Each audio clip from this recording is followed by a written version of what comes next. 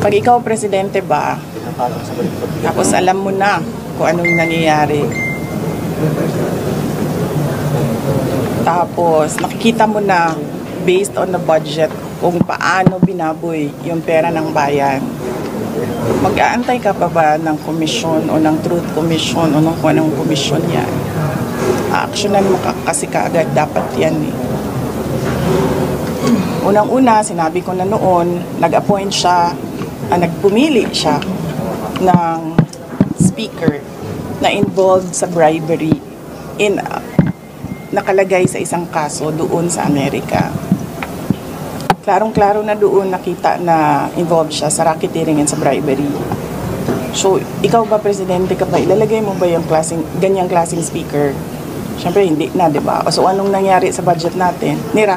Na-racketeering din yung budget natin. Tapos, siyempre, sumabog na.